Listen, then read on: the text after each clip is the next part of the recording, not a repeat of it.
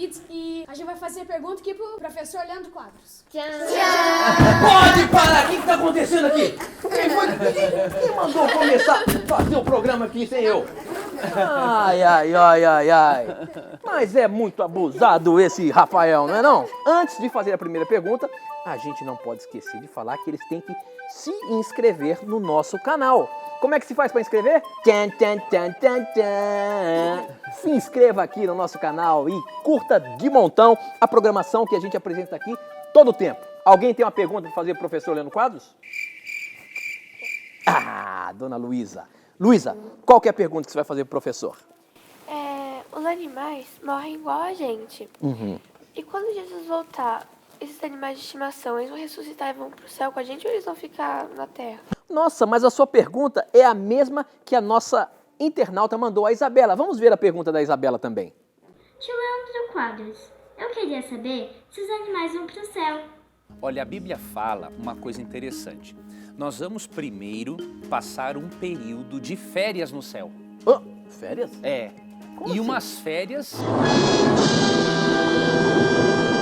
longas. 1000 anos de férias no céu. Apocalipse 20 fala que os adultos chamam de milênio, né? Os 1000 anos no céu. Então é um período de férias que nós passaremos no céu para entendermos por que algumas pessoas foram salvas, outras não. Depois deste período de férias, chamado 1000 anos, a Bíblia menciona os animaizinhos na nova terra. Porque diz Apocalipse 21 que depois desse período de férias no céu, a cidade santa de Deus desce e aqui vai ser a nossa morada aqui nessa terra. Então, depois desse período de férias, os animaizinhos existirão aqui na nova terra. E aí diz o texto, eu vou ler Isaías 65, 25, que fala assim, ó. O lobo e o cordeiro pastarão juntos. Olha, os animaizinhos não comerão mais uns aos outros, né? E o leão comerá palha como boi. Pó será comida da serpente. Não se fará mal nem dano algum em todo o meu santo monte, diz o Senhor. A Bíblia não fala diretamente do animalzinho de estimação no céu, mas eu gosto de ver a Deus de uma seguinte maneira. Vocês gostam de receber surpresas ou não? Quando o papai traz uma surpresa, quem é que não Bom, gosta? né? Quando o meu cachorro chegou, foi uma surpresa. Olha aí, tá vendo? Olha só, eu gostei disso que você falou também. Eu sinto que Deus é um pai assim, que gosta de dar surpresas. Eu creio que quando a gente estiver na nova terra, depois do período de férias no céu, Deus vai dar muitas surpresas legais para nós. E eu creio que uma dessas surpresas será trazer de volta aquele animalzinho de estimação que morreu. Mas só que será o mesmo? O mesmo. Deus, assim como Deus vai transformar, Ele pode transformar e ressuscitar um corpo humano que deixou de existir, Deus vai recriar os animais também. Muito bom, hein? E aqui, tem mais pergunta? Você tem, Arthur? Olha lá, o Arthur tem uma pergunta. Qual é a sua Grande pergunta, Arthur. A minha pergunta é se Adão e Eva tinham um bico. Adão e Eva tinham umbigo, professor? Pois Porque a gente olha. sabe que é pelo umbigo que a gente, quando é neném, se alimenta dentro da mamãe. Exato. Se Adão e Eva foram criados por Deus ali do pó da terra, olha que pergunta, Adão e Eva tinham umbigo? Esta é capciosa. E não temos uma resposta definitiva por quê. A Bíblia não fala. Não fala. Pode ser que existisse o umbigo só por uma questão de beleza, de estética, para não ficar aqui sem nada. Mas pode ser que não existisse, porque realmente o umbigo tem uma função. Ele fica ligado ao cordão umbilical, por meio da onde o bebezinho recebe o alimento da mamãe. Se Adão e Eva não tinham, já que Deus não nasceu, então ele também não devia ter.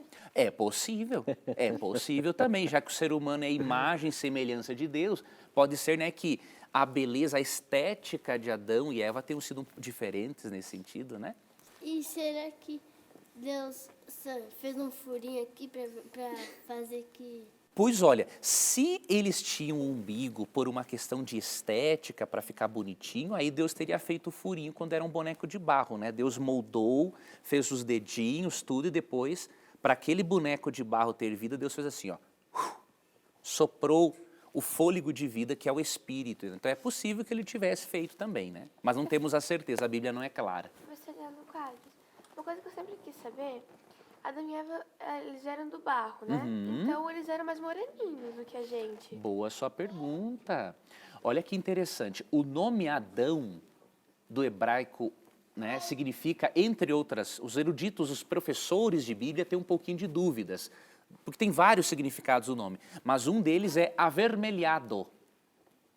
Então a gente não sabe a cor deles, mas era uma cor diferente mesmo. E por eles terem essa cor diferente, crianças, olha como Deus é bondoso. Você sabe se existem apenas uma cor de flores no mundo ou tem várias cores? Várias, não é?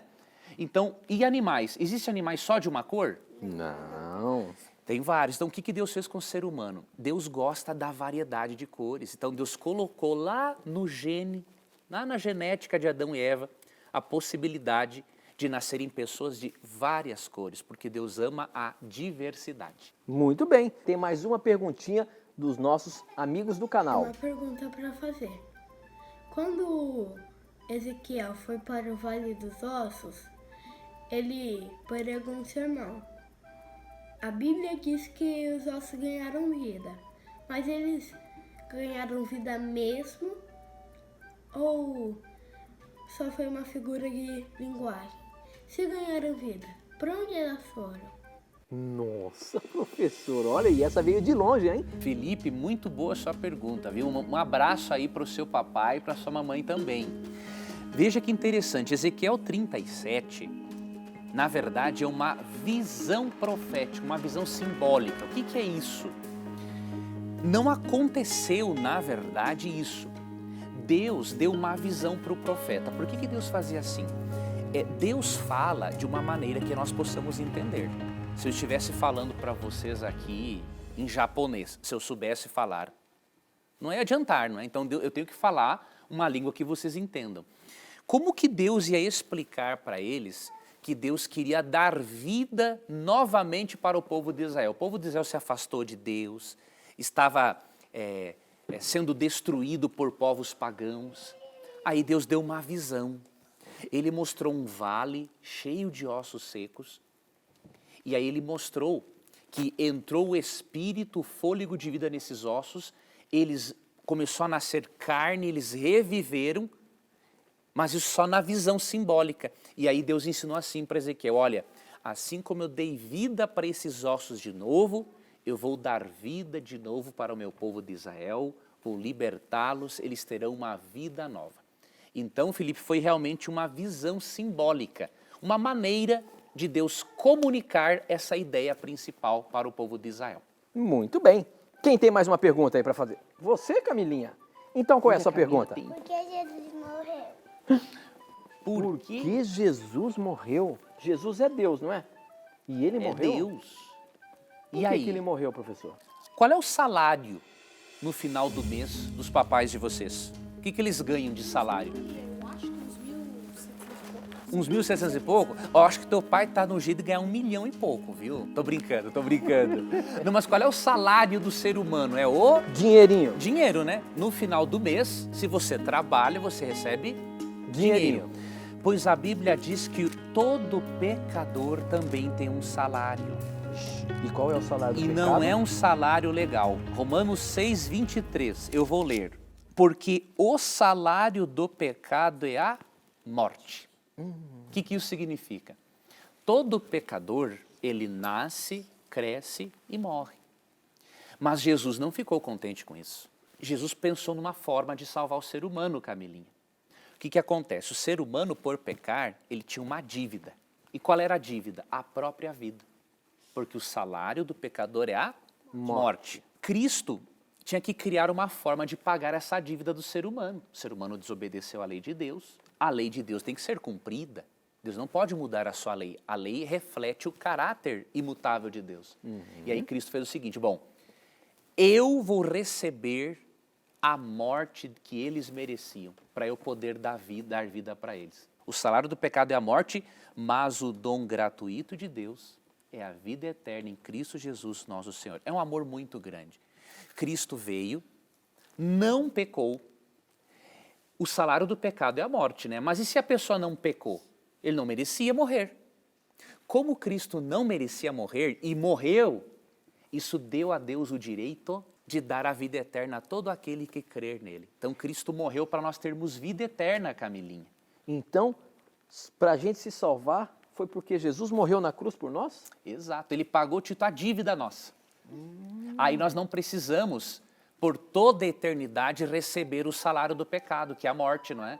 Nós vamos receber um outro salário. Na verdade, nem é um salário, é melhor ainda, é um presente. Fala aqui, o dom gratuito. Gratuito é de graça, não é? Então Deus quer dar um presente de graça para você que está nos assistindo. Seja você criança, seja você adulto. Se você simplesmente disser um sim, exercer fé, Deus vai dar de presente para você a salvação. Legal, aprendemos mais hoje. E a semana que vem vai ter mais. E nós temos que preparar umas boas perguntas aí para o professor, hein? Tá bom? Você que está nos assistindo aí, não esqueça de se inscrever no nosso canal. Para se inscrever, o que tem que fazer? Clica aqui embaixo, tá bom? NT Kids é o nosso canal e este é o Namira Kids. A semana que vem tem mais. Tchau, tchau! Tchau! Tchau!